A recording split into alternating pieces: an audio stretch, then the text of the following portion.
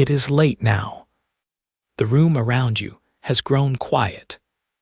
Somewhere outside, the world is still moving, cars passing in the distance, a light left on in another window, a phone resting silently on a table nearby. But none of that needs your attention anymore. Not tonight. For now, there is only this moment.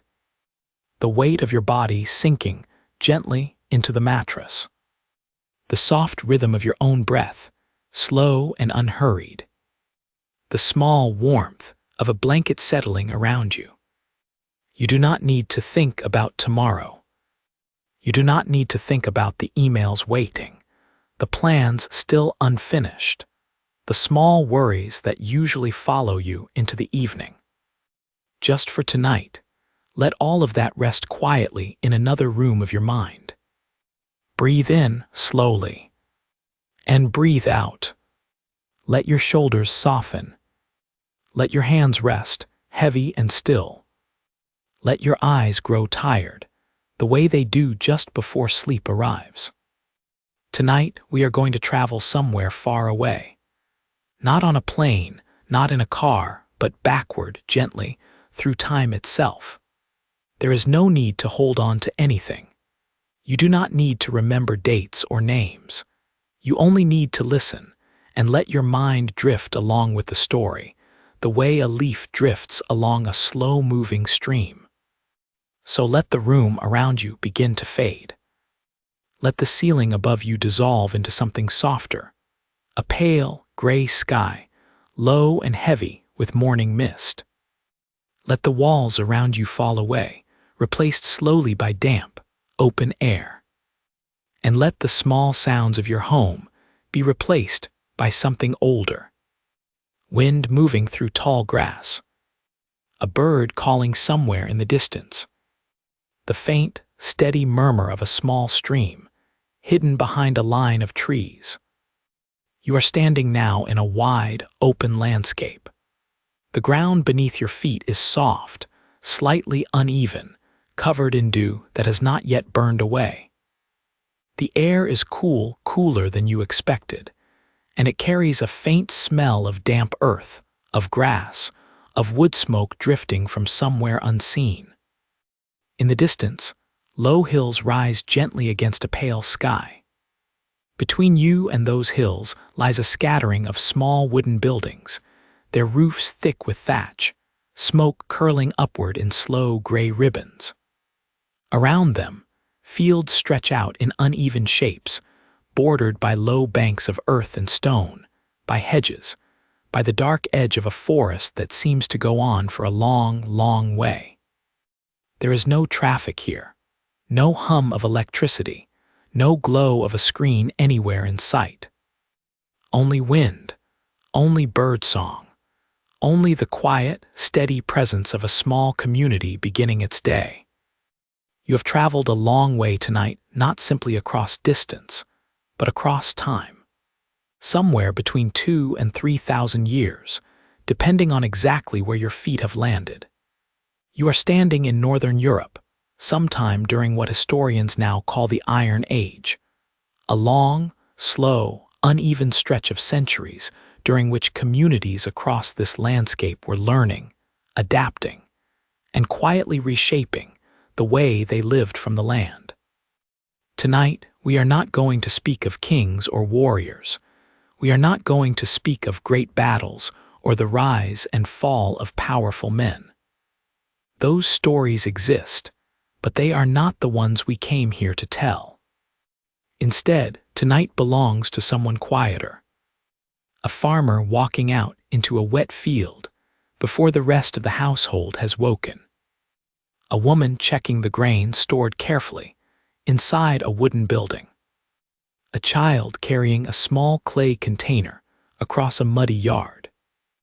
An old man running his thumb along the edge of an iron sickle, testing whether it still holds its edge. These are the people whose lives rarely appear in the grand, dramatic version of history. And yet, without their quiet, steady work, none of that grander history could have existed at all. Every army needs to eat. Every settlement needs grain in its stores before winter. Every child needs milk and bread and warmth. The story of how ordinary people learned to produce enough food and protect it well enough to survive the long, uncertain northern year. That is the story we are here to tell tonight. So settle in. Let your body grow heavy against the bed. And let us walk together, quietly, into the fields of the Iron Age North. You step carefully onto the damp ground. The morning air feels colder than you expected, touching your skin gently, almost sharply, the way early autumn mornings sometimes do. There is no hum of machinery here. No distant traffic. Only the sound of wind moving through the grass, and somewhere nearby, the low, contented murmur of animals beginning to stir. A fire is already being coaxed back to life inside one of the wooden houses. You can smell it before you can see it, a low, earthy scent of smoldering wood, mixed faintly with the smell of damp thatch and turned soil. Someone is already awake.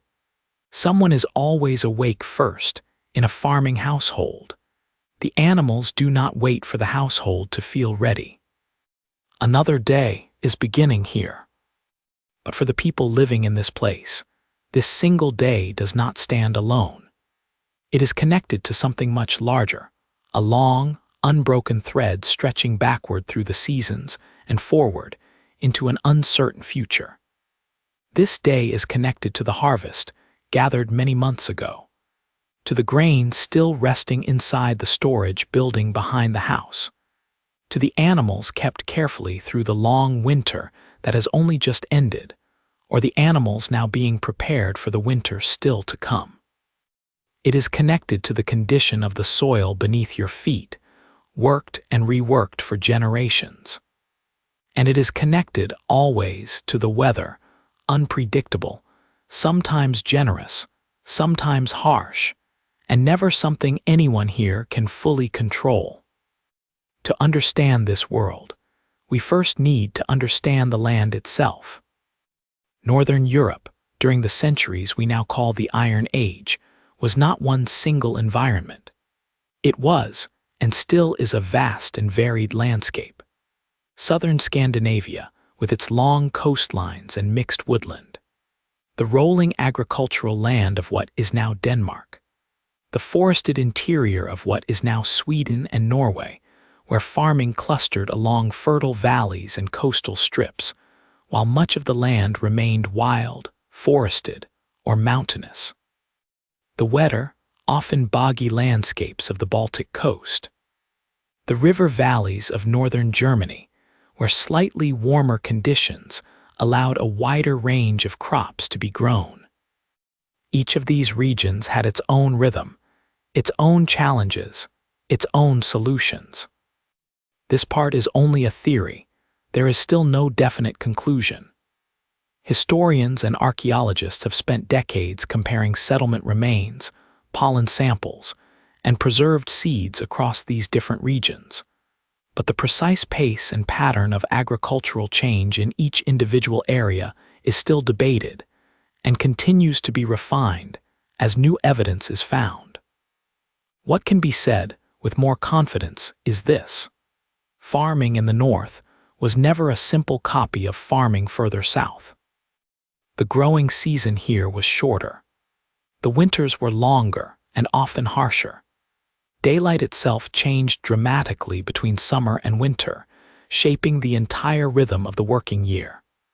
Soils varied enormously, sandy and easily drained in some regions, heavy and waterlogged in others, thin and stony in the uplands. Forests covered enormous areas, offering both a challenge, because land had to be cleared before it could be farmed, and a resource, because those same forests provided fuel, timber, fodder, and wild food. People living here could not simply take farming methods developed in warmer parts of Europe and apply them without change. Wheat varieties well suited to a long, warm Mediterranean summer might struggle to ripen fully before the first frost arrived in the north. Field systems designed for gentle, dry plains might fail entirely on wet, heavy northern clay. Instead, over many generations, farming communities in this region slowly developed and adapted a set of practices suited specifically to their own local conditions. Practices shaped as much by trial, failure, and careful observation as by any single dramatic invention. This is the story of that slow adaptation. Not a single moment of discovery, but a long, patient accumulation of knowledge, passed from one generation to the next, refined a little more with each passing decade, carried forward by people whose names we will never know, but whose careful decisions we can still see today, quietly preserved in the soil itself. Let us walk a little further into the settlement. As you move closer, you begin to notice how the wooden houses are arranged, not scattered at random, but positioned with a kind of quiet logic. Living space for the household sits at one end of some of the buildings, while animals are sheltered at the other, all beneath the same long roof. This arrangement, seen at many settlements across the region, allowed people to check on their livestock without stepping out into the cold, and allowed the warmth of the animals' bodies to help take the edge off a freezing night. This part is only a theory. There is still no definite conclusion. Archaeologists debate exactly how universal this style of house was, and how much it varied by period and by region, since building traditions shifted gradually over the centuries and were not identical everywhere. But the underlying idea that human life and animal life were kept close together, physically connected under one roof, appears repeatedly in the archaeological record across a wide area, and it tells us something important. On a farm like this, nothing exists on its own. Everything is connected. Consider the shape of it for a moment. A field somewhere nearby has produced grain, perhaps barley, perhaps a smaller portion of wheat, depending on the local soil and climate. That grain will feed the people of this household through the coming months. But the field did not simply give this harvest freely. It needed to be prepared, plowed, weeded, and protected. And much of what made that field productive came not from the sky alone, but from the animals themselves. Cattle, sheep, goats, and pigs living alongside this household do far more than provide milk, meat, wool, and leather, though all of those things mattered enormously. Their manure, carefully collected and spread across the fields, helped restore fertility to soil that would otherwise become exhausted after repeated years of cultivation. In a landscape where clearing new farmland from dense forest required enormous effort, cutting, burning, digging out stubborn roots, the ability to keep existing fields productive for longer through the careful management of manure mattered enormously to a community's long-term stability. Meadows, too, played their part. Grass that grew tall and rich through the summer months was not simply left to grow wild. It was cut, dried, and stored as hay, providing fodder to keep livestock alive through the winter months when fresh grazing became impossible to find beneath frost or snow. Without stored hay, a community's animals, its walking supply of milk, meat, and manure, could starve before spring ever arrived. The health of the meadow, in a very real sense, was tied to the survival of the household through the coldest months of the year. And beyond the fields and meadows lay the woodland, not empty, wild space, but another working part of the whole system. Forests provided fuel for the hearth fire that never quite went out during the colder months. They provided timber for building and repairing houses, fences, tools, and storage structures. In some regions, animals were allowed to forage in nearby woodland for part of the year, feeding on acorns, other fallen nuts, and undergrowth. Wild plants, berries, and nuts gathered from the edges of the forest could supplement the household diet, particularly in years when the harvest itself had been poor. Where rivers, lakes, or coastlines were nearby, fishing added yet another layer of security. Fish could be caught fresh, and in many regions could also be dried or smoked for longer storage, offering a valuable source of protein that did not depend on the success or failure of that year's crops. This part is only a theory. There is still no definite conclusion. The balance between farming, fishing, and gathering varied enormously between communities, and archaeologists continue to debate exactly how much weight each of these activities carried in different regions and different periods, based on evidence such as fish bones, plant remains, and isotope analysis of ancient human bone, which can reveal something about the balance of a person's diet over their lifetime. But what does seem clear, across many different studies, is that most communities in Iron Age Northern Europe did not rely on a single source of food alone. They relied on many sources, woven together. A little grain, a few animals, some fish where the landscape allowed it, a meadow carefully managed, a forest providing fuel and supplementary food, and a carefully guarded store of preserved food set aside for the long winter months. If one part of this system failed in a given year, if the grain harvest was poor, or a disease moved through the livestock, the other parts could sometimes help absorb the loss. Not always, not completely. Serious hardship could still occur, and it certainly did, in years when several of these systems failed together. But the underlying strategy, diversity, rather than dependence on one single food source, offered communities a kind of resilience that a narrower, more specialized approach could not. Think about that for a moment.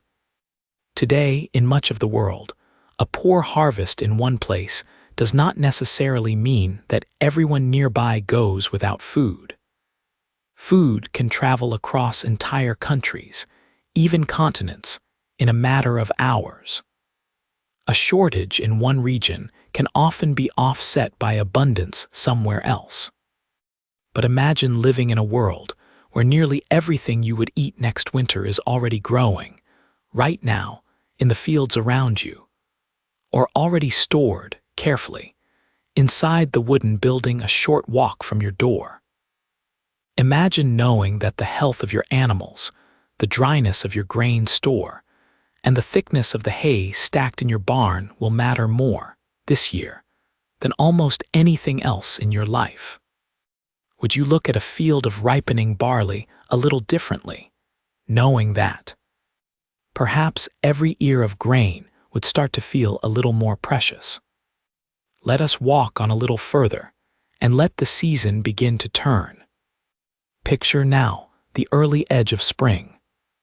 The frost has only recently begun to loosen its grip on the soil. The days are growing longer, though slowly, almost reluctantly, and the ground beneath your feet is soft and heavy with moisture from melting snow and early rain. Somewhere nearby, you can hear the low, patient sound of someone working, the scrape of a tool against stone, sharpening an edge that has sat unused through the coldest months. Spring in this world was a season of preparation and quiet urgency.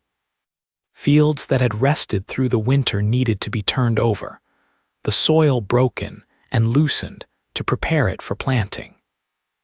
This work was done using plows, and the design of these plows tells us something important about the slow, uneven pace of technological change in this period. The earliest plows used across much of prehistoric and early historic northern Europe were simple ard plows, sometimes called scratch plows.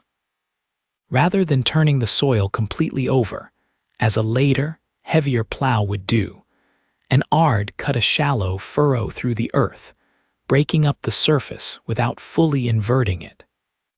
This type of plow worked reasonably well on lighter, well-drained soils, and evidence of crisscrossing furrow marks, preserved beneath later layers of soil or peat at several archaeological sites, shows that fields were sometimes plowed in more than one direction to break up the ground more thoroughly.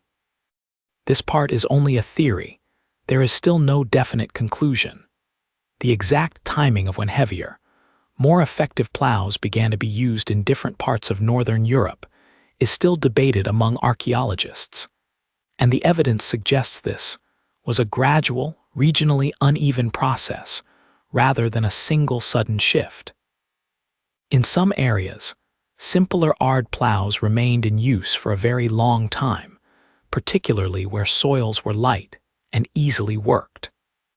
In other areas, heavier equipment adapted for denser, wetter soils appeared at different points, influenced by local soil conditions, available materials, and the surrounding farming traditions. What we can say with more confidence is this: the spread of iron tools, even where it happened gradually and unevenly, offered real practical advantages to farming communities. An iron plowshare, forming the cutting edge of a plow, could be sharpened and repaired more easily than earlier tools made from stone, antler, or wood. Iron sickles, used for the delicate, careful work of harvesting grain by hand, held a sharper edge for longer and could be resharpened by a local craftsperson rather than replaced entirely. Iron axes made the demanding work of clearing woodland, cutting down trees, removing stubborn roots, preparing new land for cultivation, somewhat less exhausting, though still enormously hard physical labor. Iron knives served countless small daily purposes, from preparing food to repairing leather and rope. But we should be careful here and avoid the kind of dramatic overstatement that makes for exciting storytelling but poor history. It would not be accurate to say that without iron, the communities of northern Europe would simply have starved. Agriculture in this region had already been developing gradually for many centuries before iron became widely available, using tools made from stone, wood, antler, and bone, alongside the slow domestication of crops and animals suited to the local environment. Iron did not create farming in the north. It gradually improved certain tools used within a farming system that already existed, making some tasks somewhat more efficient, somewhat less physically punishing, and somewhat more reliable over time. And even after iron tools became available, their spread was neither instant nor even.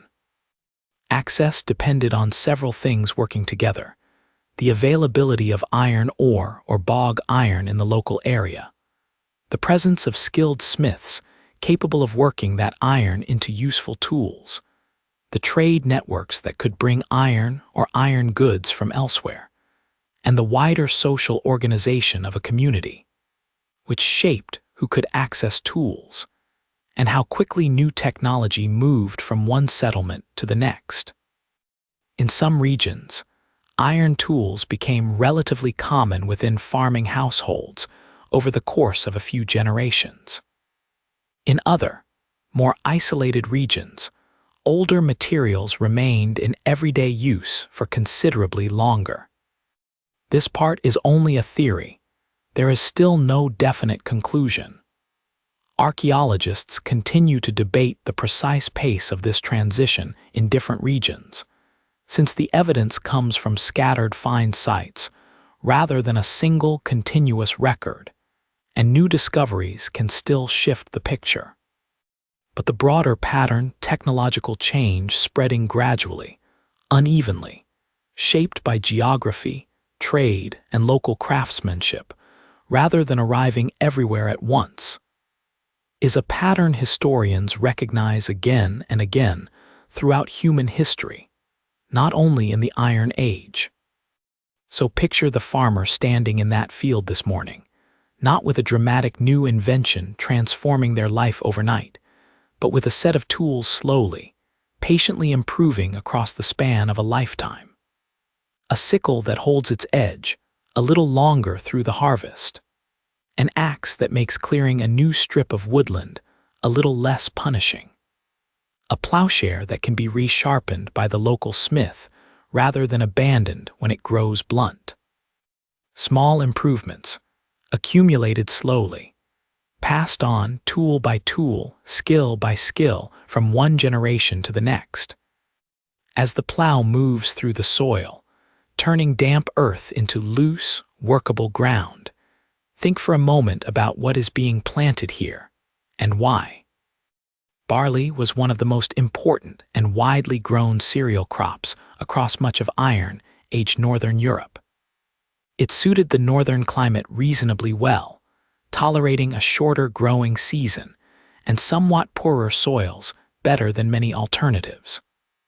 Wheat was also cultivated in various regions, particularly where soil and climate conditions were more favorable, though its suitability varied considerably depending on local growing conditions. Oats, too, appear in the archaeological record of this period in various regions, sometimes cultivated deliberately, and in other contexts appearing as a companion weed within barley or wheat fields, before gradually becoming a valued crop in its own right in some areas. This part is only a theory. There is still no definite conclusion. The exact role and prevalence of rye during the earlier centuries of the Iron Age is genuinely debated among specialists, since rye's rise to greater prominence as a staple crop across parts of northern Europe is more firmly associated with somewhat later periods in many regions, and its earlier presence and status varies significantly by specific site and specific date. Archaeologists rely on preserved seeds, recovered through careful excavation and a process called flotation, in which soil samples are gently processed in water to separate out fragile, carbonized plant remains, to piece together which crops were grown, in what quantities, and when, at any given settlement. This is painstaking, careful work, and the picture it reveals is still being refined today, one excavation at a time. Alongside cereal crops, various legumes appear in the archaeological record in some regions during this period, including different types of peas and beans, where evidence supports their cultivation. Legumes held a particular value beyond providing food themselves.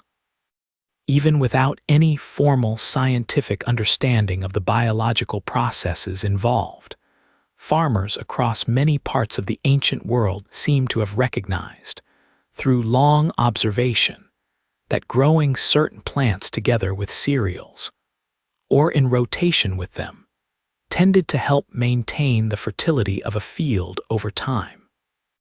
Modern science now explains this through the ability of legumes to work with certain soil bacteria to enrich the soil with nitrogen. But the Iron Age farmer standing in this field did not need to understand the underlying chemistry to notice, over years of careful observation, that a field treated this way tended to remain productive for longer. This part is only a theory. There is still no definite conclusion. The extent to which formal crop rotation, as a deliberate and consistent practice, was used across Iron Age northern Europe is still debated among researchers, and the evidence suggests practices likely varied considerably between regions and between individual farming communities, shaped by local soil, tradition, and necessity, rather than a single universal method. What is clear is that crop diversity itself, growing more than one type of grain, alongside legumes where conditions allowed, rather than relying on a single crop alone, offered a kind of insurance. Different crops responded differently to a wet summer, a dry summer, a late frost, or a particular pest or disease. A season that damaged one crop might leave another relatively unharmed. In a landscape where a single failed harvest could mean genuine hardship through the following winter, this kind of diversity was not simply a matter of taste or tradition. It was, in a very real sense, a strategy for survival. The sun climbs a little higher now, pale and watery behind thin northern cloud, and the work in the field continues at its own steady pace. Nearby, someone is repairing a section of fence, using timber cut from the edge of the woodland and cord made from plant fiber or animal sinew, depending on what materials the household has available. Field boundaries mattered enormously in this world, not simply to mark ownership, but to keep livestock away from young, vulnerable crops, and to separate cultivated land from pasture and meadow. Archaeologists have traced the remains of these boundaries at numerous sites across northern Europe, sometimes as low banks of earth and stone still visible in the landscape today, sometimes only detectable through careful aerial survey or excavation. These boundaries reveal something quietly remarkable, a landscape that was not simply farmed in a haphazard way, but organized over generations into a structured system of fields, pathways, meadows, and pasture, each serving its own purpose within the whole. A little further along, a child crosses the muddy yard carrying a small clay container, moving carefully so as not to spill its contents. We do not know, and cannot claim to know, exactly what task this child has been given this particular morning. Perhaps carrying water, perhaps carrying grain to be checked, perhaps simply following an older relative and learning, quietly, the countless small skills that farming life demanded. Children in farming households across most of human history have contributed to the daily work of the household in ways appropriate to their age and strength, learning gradually, through observation and small tasks, the knowledge they would need as adults. This is not something we can prove happened in this exact moment, in this exact place. It is simply a gentle, general scene, drawn from the wider pattern of rural life, rather than any single documented event. Nearby, an older member of the household sits beside the doorway of one of the wooden buildings, running a whetstone along the edge of an iron sickle. This is quiet, patient work, testing, sharpening, testing again, and it matters enormously. In only a few months, when the barley in the fields turns from green to gold, this same sickle will be used to cut stalk after stalk of grain, gathered by hand, one careful sweep at a time. A dull blade would make that already demanding work slower, more exhausting, and more wasteful. A well-kept edge could make the difference between a harvest gathered efficiently within the narrow window of good weather, and one gathered too slowly, risking damage from rain or early frost. Let the season shift a little further forward now. The pale, uncertain light of early spring gives way, slowly, to the fuller warmth of summer. The days stretch longer here in the north than you may be used to in the far north. The summer sky barely darkens at all, staying pale and glowing long into what would elsewhere be called night. This unusual, extended daylight shaped the rhythm of summer work in ways quite different from farming further south. Summer in this world was a season of steady, demanding labor spread across long days. The fields that were planted in spring now needed careful attention weeding, watching for damage from insects, animals, or disease, and simply waiting with the particular patience that farming requires for the slow work of growth to continue. Livestock, too, needed regular care through these months. Cattle, sheep, and goats grazed on pasture, and where the landscape allowed it in woodland clearings, and needed to be moved, watched, and protected from predators. This part is only a theory. There is still no definite conclusion. The specific system of seasonal livestock movement used in different regions of Iron Age Northern Europe, sometimes referred to using a later term, transhumance, describing the practice of moving animals between different pastures at different times of year, is debated in its details, since the evidence varies considerably between regions and is not always easy to interpret with certainty from archaeological remains alone. In some areas, evidence suggests animals may have been moved to higher or more distant pasture during the summer months, allowing land closer to the settlement to be used for growing crops instead. In other areas, livestock appear to have remained closer to the settlement year-round. The details differed from place to place, shaped by local geography and tradition. One of the most important tasks of summer, in many regions, was haymaking. Grass that had grown tall and rich through the warmer months was cut using a scythe or sickle, spread out to dry beneath the summer sun, then carefully gathered and stored, sometimes in a barn, sometimes stacked outdoors in a manner designed to shed rainwater. This dried hay would become essential winter fodder, feeding livestock through the months when fresh grazing was buried beneath frost or snow. Picture for a moment a family working together in a meadow on a long summer evening. The air smells of cut grass, warm and slightly sweet. Someone moves along a row with a scythe, the blade catching a faint golden light as the sun begins its long, slow northern descent. Others follow behind, turning the cut grass so that both sides can dry evenly in the air. It is steady, repetitive, physically demanding work, but it carries with it a certain quiet satisfaction. The visible, tangible sense of preparing carefully for a winter that is still many months away. Fishing, where geography allowed it, also played its part during these warmer months. Coastal communities, and those living near rivers and lakes, could supplement their diet with fish caught fresh through summer and into autumn, and in many cases, preserved through drying or smoking for use later in the year. This part is only a theory. There is still no definite conclusion.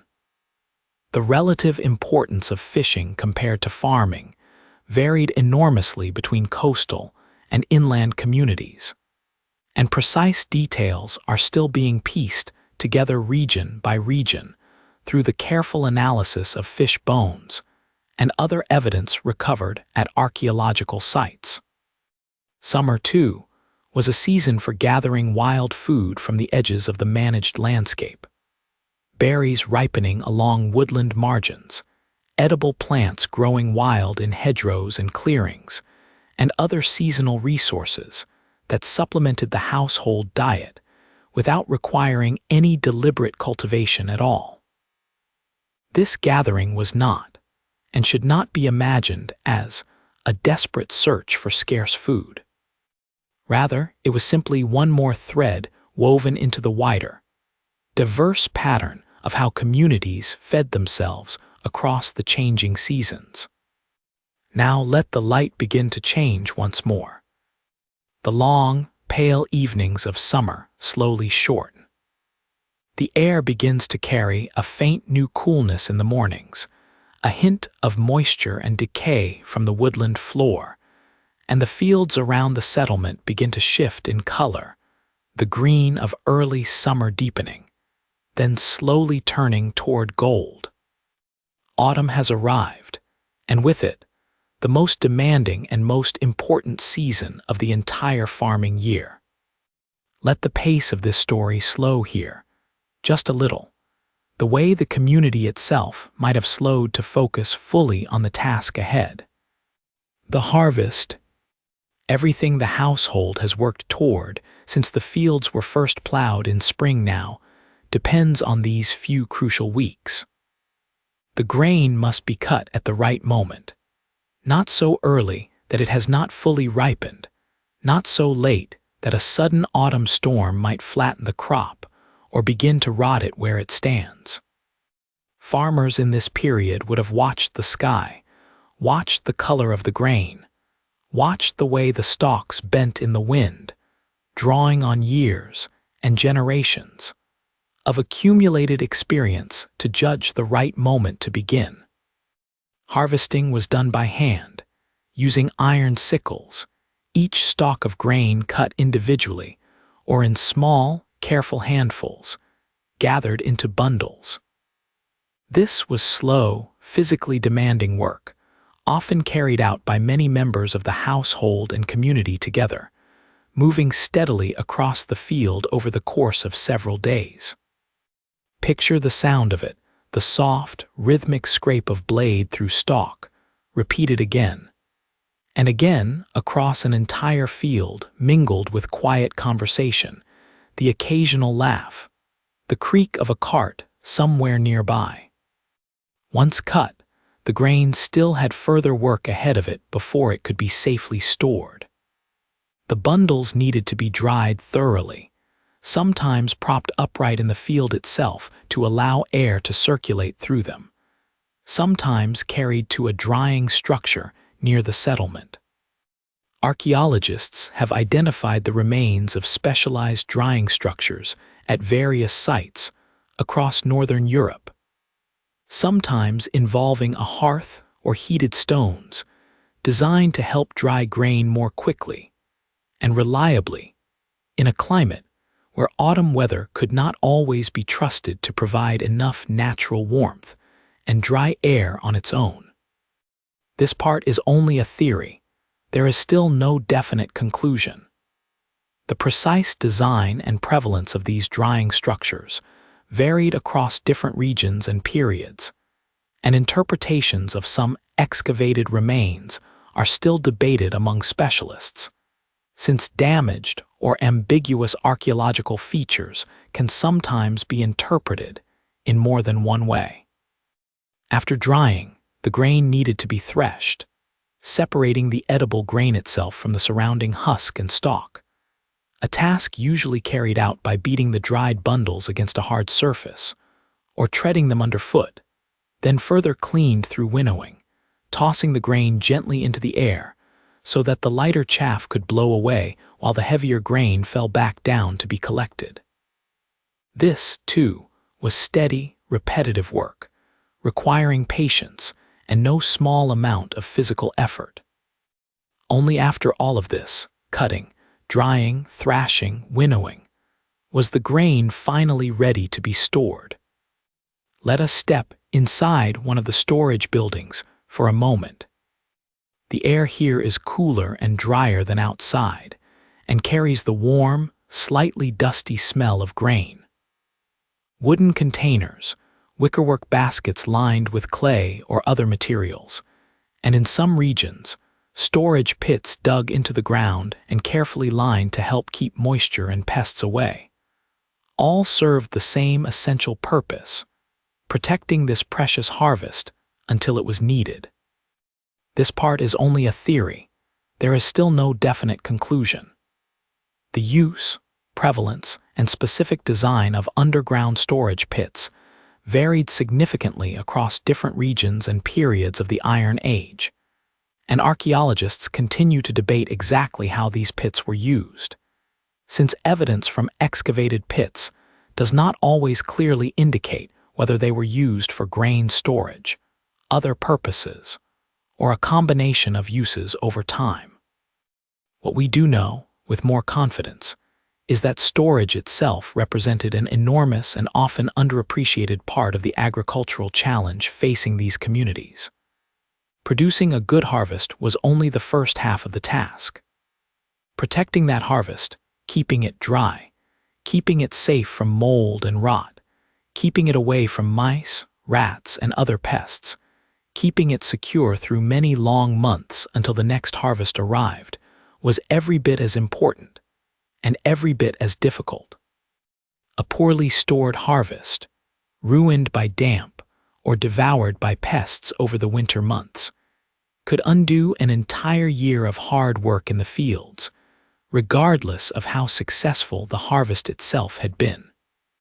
Communities in this period developed careful, practical knowledge around storage, raising granary buildings slightly off the ground on posts in some regions to help protect stored grain from ground moisture and from rodents, carefully selecting dry sites for storage pits, and managing containers and structures with close, ongoing attention throughout the winter months, checking regularly for any sign of damp, mold, or infestation.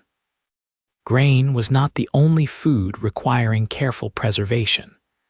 Meat from livestock slaughtered as autumn approached, a practice that also reduced the number of animals that would otherwise need to be fed through the difficult winter months, could be preserved through drying, smoking over the hearth fire, or salting, where salt was available through local resources or trade. Fish, too, could be dried or smoked for long-term storage. And in various regions, evidence suggests some forms of fermentation may have been used in food preparation and preservation, though the specific practices and their exact prevalence during this period remain, in many cases, difficult to reconstruct with full certainty from the archaeological evidence alone. This part is only a theory. There is still no definite conclusion. The details of exactly which preservation techniques were used, by which communities, and how consistently, remain an active area of research, pieced together through careful analysis of preserved food remains, residues found on pottery and other containers, and, where possible, comparison with later historical and ethnographic evidence from similar farming communities. Used cautiously and only as a source of possible ideas, rather than direct proof about the more distant past. Take a moment to imagine what it might have felt like to stand inside this storage building in late autumn, looking at containers filled with dried grain, at strips of preserved meat, and fish hanging from the roof beams, at baskets holding whatever legumes or other stored foods the household had managed to set aside. This was not simply food. This was security. This was the household's answer to a winter that had not yet arrived and could not yet be fully predicted. Maybe this is one of the quiet lessons hidden inside Iron Age agriculture. Survival was not always about producing more.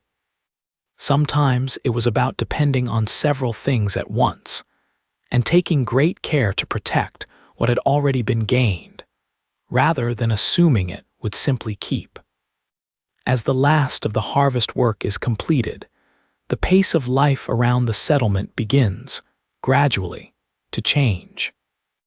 Buildings are checked and repaired before the harsher weather arrives, thatched roofs mended, walls reinforced, any damage from the summer's storms addressed, while there is still reasonable daylight and workable weather to do so. Fuel for the winter hearth is gathered and stored, wood cut and stacked in a dry place near the house. Animals not being kept through the winter are slaughtered, their meat preserved, reducing the number of mouths that would otherwise need feeding from the household's limited stores of hay and fodder through the coldest months. This is not a moment for sadness in the story, nor a moment to dwell upon. It was simply one part of a careful, necessary balance, weighing how many animals the household's stored fodder could realistically support through winter, against how many animals the household wished to keep for breeding, milk, and labor once spring returned. Farmers across this period would have made these calculations based on years of accumulated, practical experience, watching how much hay a similar-sized herd had required in previous winters, and adjusting accordingly. The forest, too, receives attention during this season. Nuts and other wild foods, ripening in autumn, are gathered where available. Timber may be cut and prepared for future building or repair work. And in this landscape, where woodland was never simply wilderness, but an integrated, working part of the wider farming system, careful management of these resources across the year could make a meaningful difference to a community's overall resilience. Life in the Iron Age was not always easy, and communities sometimes faced conflict, uncertainty, and hardship, as people have across every period of human history. But tonight, we will leave those distant, difficult events quietly in the background, where they belong for this particular story. Instead, we will stay here, with the fields, the animals, the grain, and the quiet, patient work that allowed ordinary families to move steadily through another demanding season, and toward the rest that winter would finally bring. And now, let the light fade a little further. The days grow shorter here with each passing week, until, in the depths of winter, daylight in the more northern parts of this landscape becomes a brief, pale visitor, gone again almost as soon as it arrives. Frost settles over the fields each morning. In many years, snow covers the ground for weeks or months at a time, transforming the landscape into something quiet, still, and strangely beautiful. Winter, in this world, was a season of rest from the heaviest field work, but not a season of idleness. Inside the wooden houses, life continues at a gentler, more contained pace. The hearth fire, carefully fed with stored wood, becomes the center of daily life, providing warmth, light, and a place to cook the food that has been so carefully preserved through the busy months of summer and autumn. Grain is ground by hand, using simple stone tools, to make flour for bread and porridge. One more small, repetitive task woven into the daily rhythm of the household. Winter was also, in many households, a season for craft work. Tools damaged or worn during the busy farming months could be repaired at last, in the relative quiet of the colder season. Wool from the household's sheep might be spun into thread and woven into cloth. Wooden equipment, handles, containers, fencing, the countless small wooden objects that a farming household depended upon could be carved, mended, or replaced. Leather could be worked. Baskets could be woven. The slower pace of winter allowed time for this kind of steady, careful craftsmanship, essential to keeping the whole farm running smoothly once the busier seasons returned. And in the long, dark evenings, when the outdoor work of the day was finished and the animals had been checked and settled for the night, families and communities would gather close to the fire. We cannot know, with any real certainty, exactly what stories were told around those particular hearths so long ago. But it is not difficult to imagine that storytelling in some form was part of how these long winter evenings were spent. A quiet, universal habit of human communities across countless different times and places, filling the dark hours with shared voice and shared warmth. While outside, the frozen fields waited patiently for spring.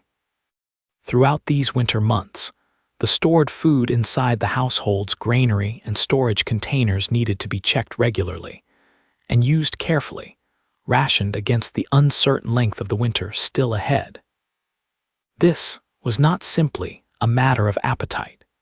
It required real, careful judgment, balancing how much food remained, how many months of winter likely lay ahead, and how many people and animals still needed to be fed from those dwindling stores.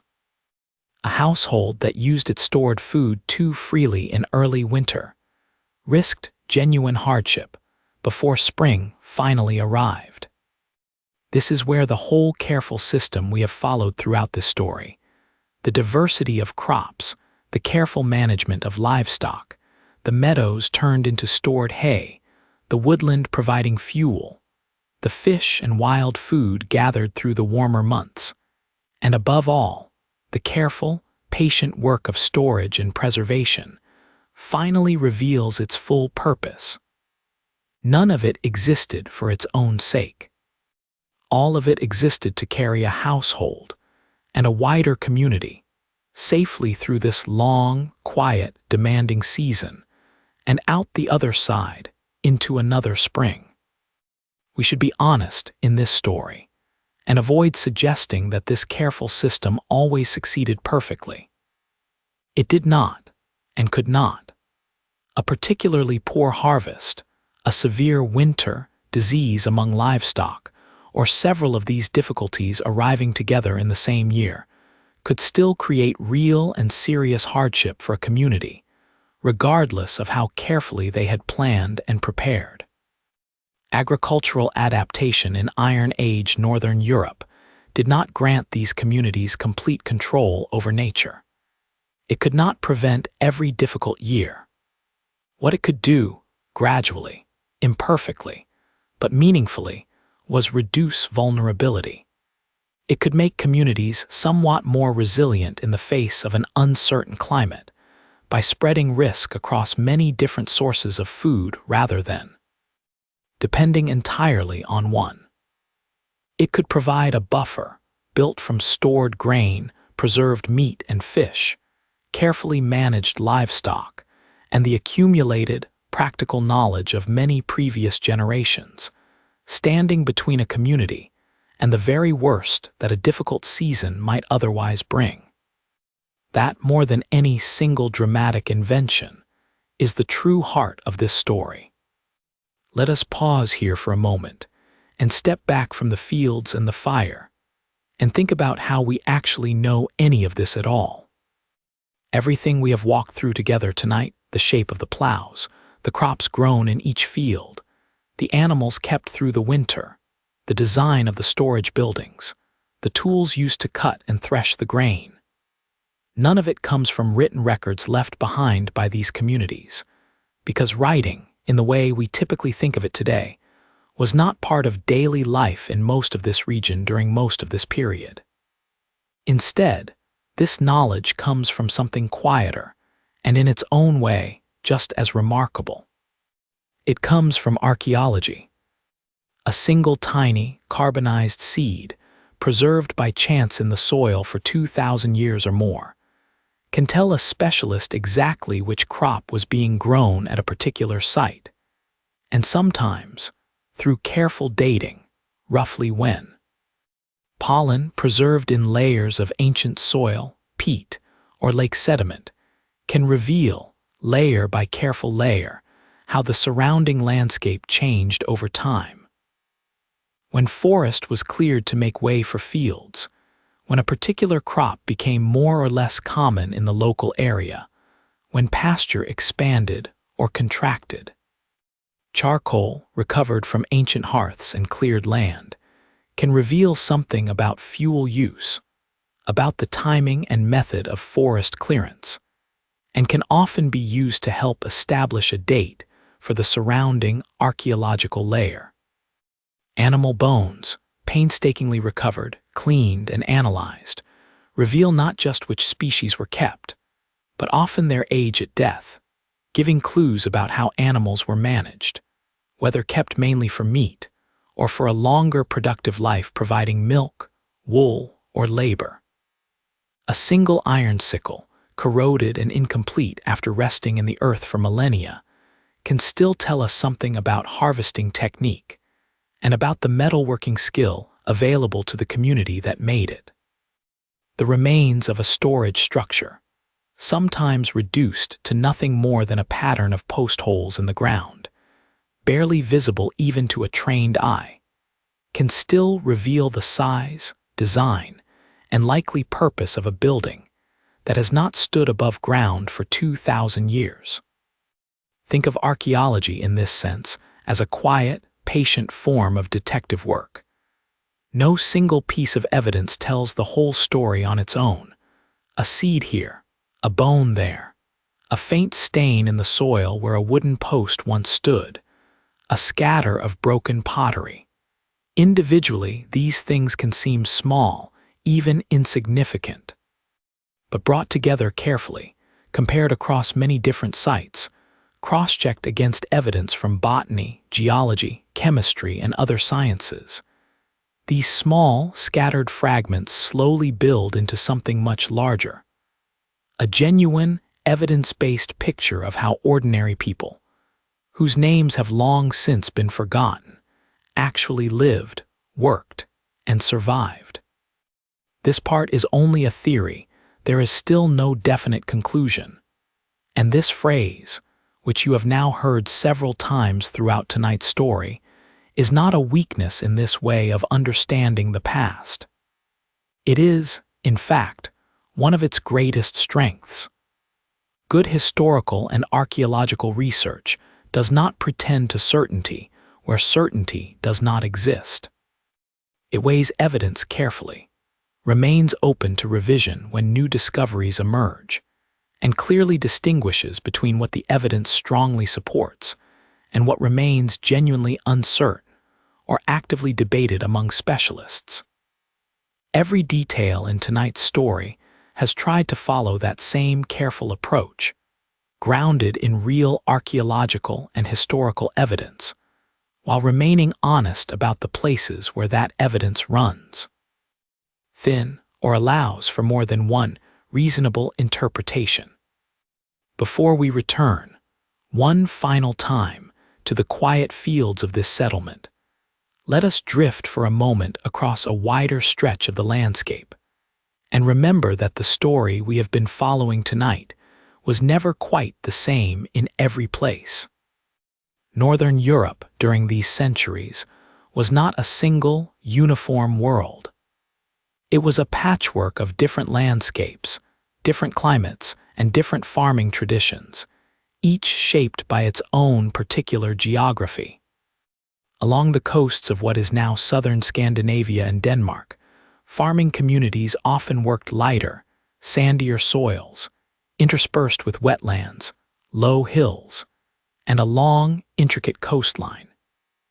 Here, the closeness of the sea meant that fishing and the gathering of coastal resources could sit comfortably alongside crop cultivation and livestock keeping, woven together into a single, flexible way of life.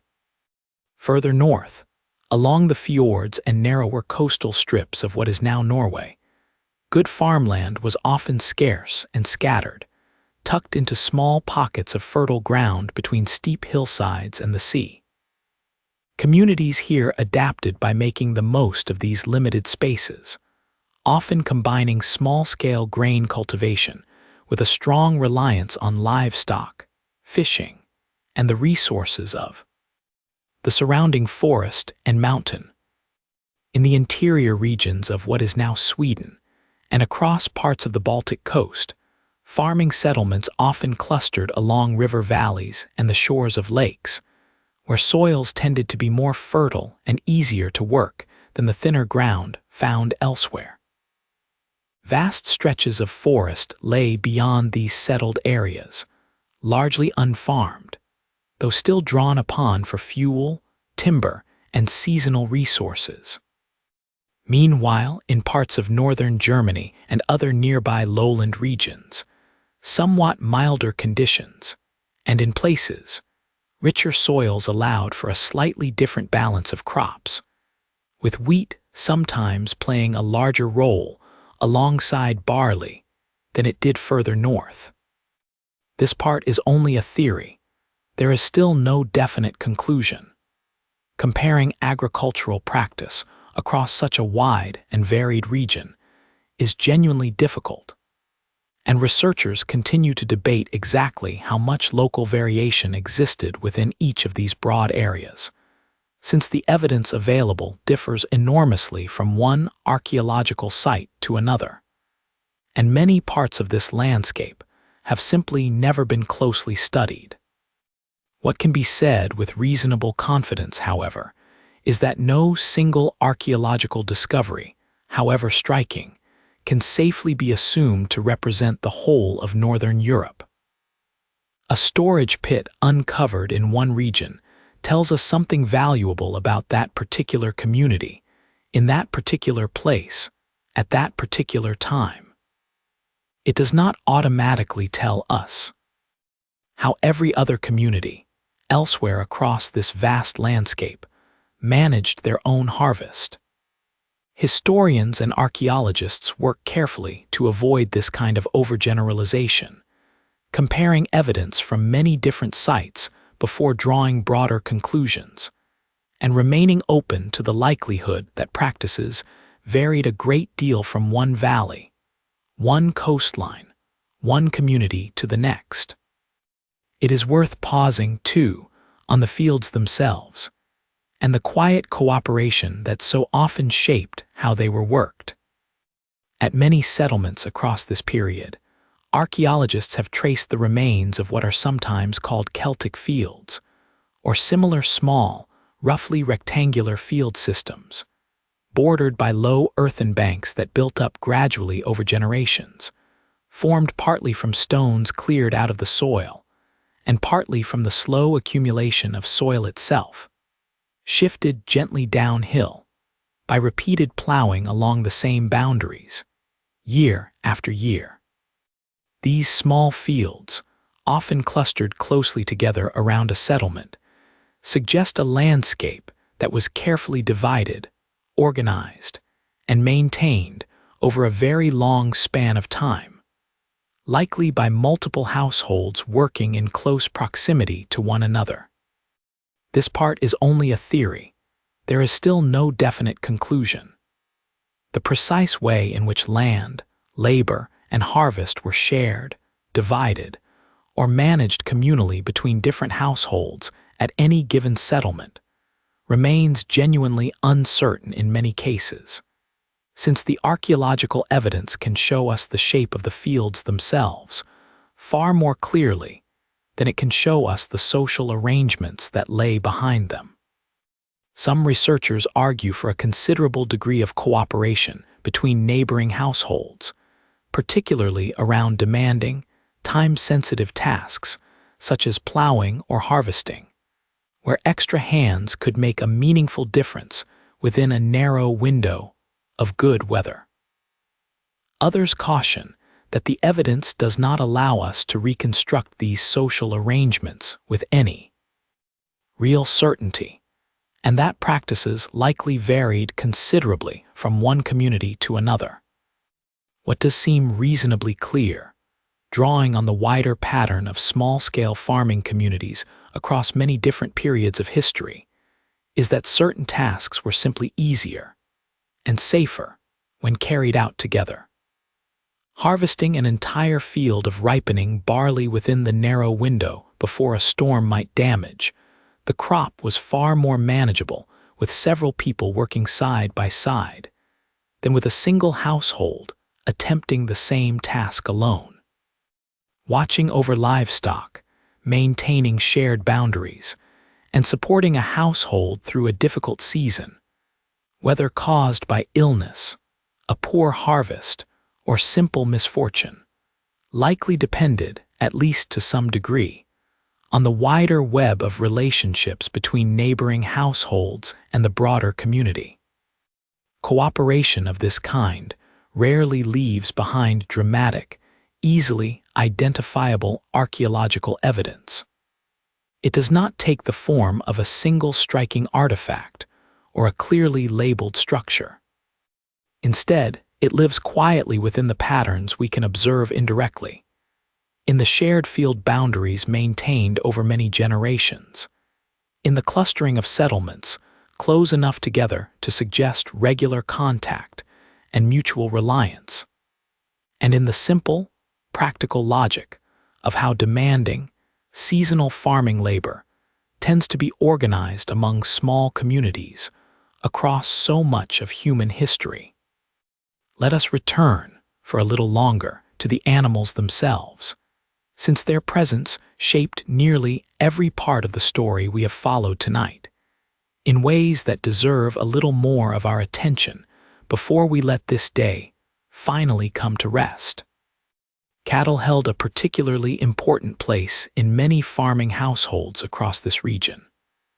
Beyond providing milk and eventually meat, cattle offered valuable labor, helping to pull plows and carts in various contexts, and their manure, as we have already discussed, played a quiet but essential role in maintaining the fertility of cultivated fields.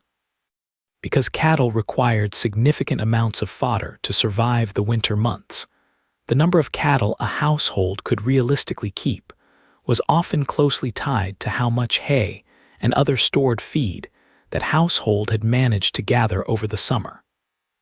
This is one small reason why haymaking mattered so enormously. It was not simply about feeding animals through winter in a general sense, but about determining, quite directly, how large a herd a household could afford to maintain at all. Sheep and goats, somewhat hardier and able to graze on rougher, thinner pasture than cattle often required, provided wool, milk, meat, and skins, and could often be kept in larger numbers relative to the land available, particularly in more marginal or hillier landscapes where cultivation was difficult. Wool, in particular, mattered enormously to household production, providing the raw material for the spinning and weaving that filled so many quiet winter evenings, eventually becoming the clothing and blankets that helped a family stay warm through the coldest months of the year. Pigs, able to forage in woodland for much of the year, feeding on acorns, roots, and other wild food, offered a valuable source of meat that placed comparatively less pressure on a household's own stored grain and hay, since pigs could largely feed themselves from the surrounding landscape for part of the year, particularly in regions with substantial nearby woodland. Horses, where kept, served a range of purposes depending on the region and the period, including labor, transport, and in some contexts, a role connected to status within the community. This part is only a theory. There is still no definite conclusion. The precise role of horses within ordinary farming households, as opposed to wealthier or more specialized contexts, is still debated among specialists, and the evidence, drawn mainly from animal bones and occasional harness fittings recovered at excavated sites, does not always make the full picture entirely clear.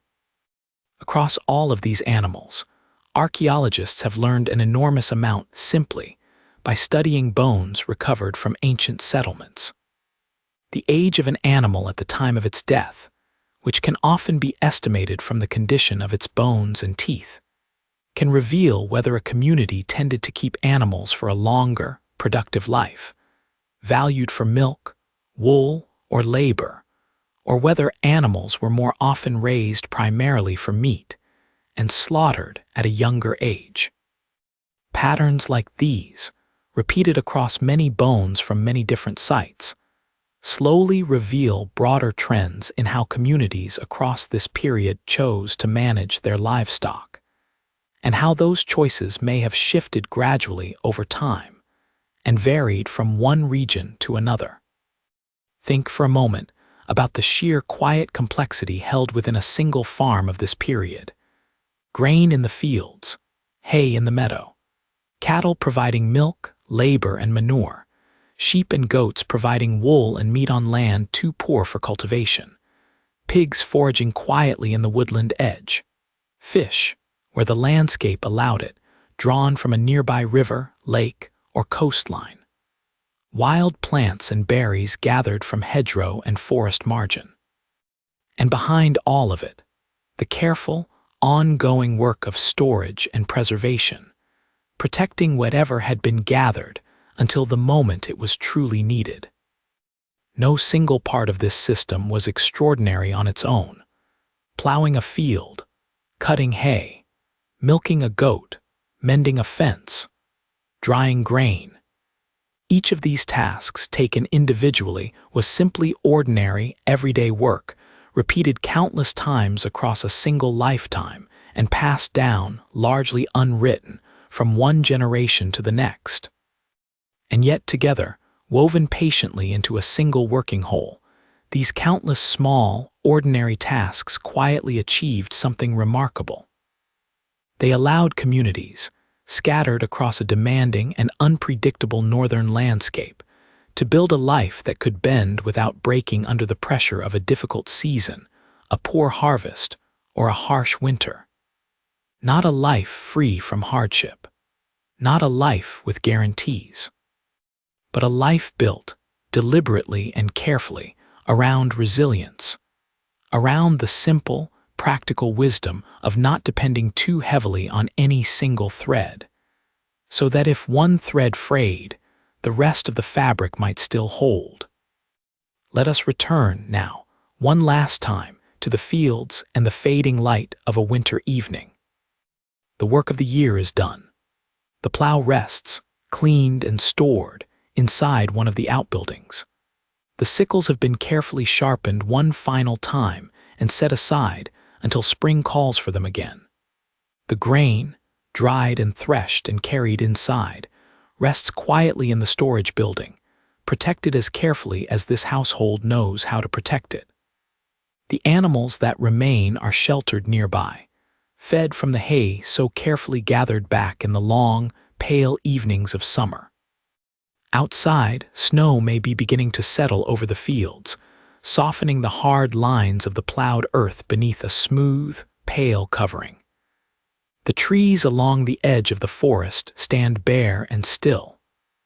Somewhere, an animal calls once, briefly, into the cold evening air, then falls silent again. Inside the house, the fire burns low and steady, filling the room with warm, flickering light and the familiar, comforting smell of wood smoke. The day's small tasks are finished. There is nothing more tonight that needs to be done. And so the household simply rests. Think about that for a moment as we begin to draw this story to a close. More than 2,000 years separate this quiet winter evening from the one you are resting in right now. In that enormous span of time, almost everything about how people live has changed, and changed again, many times over. The fields have changed. The tools have changed, evolving from iron to steel to machinery entirely unimaginable to the farmers we have walked alongside tonight.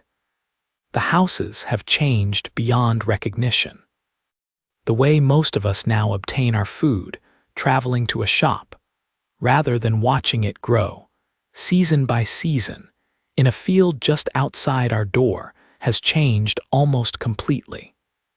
And yet one small thing remains quietly, remarkably familiar. At the end of a long day, then just as now, people needed somewhere quiet to rest. Somewhere warm. Somewhere safe.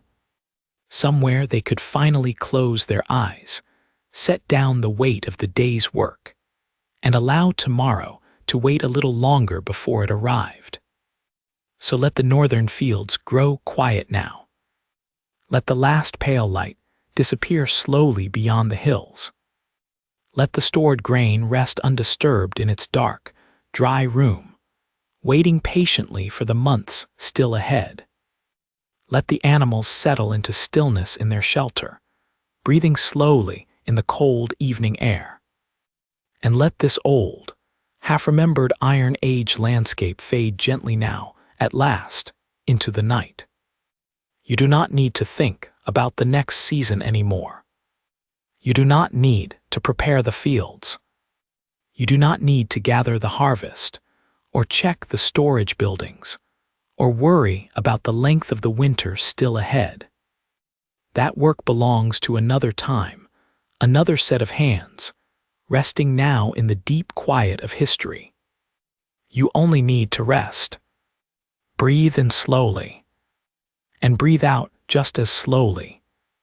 Let your body sink a little further into the warmth of your own bed, in your own time, in your own quiet room. Let your thoughts grow soft and slow and gently blurred at the edges, the way thoughts do just before sleep finally arrives.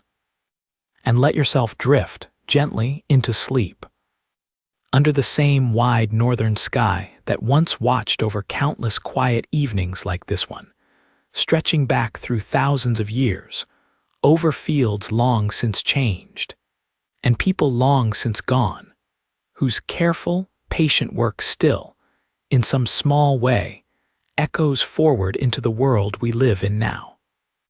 Good night, and sleep peacefully.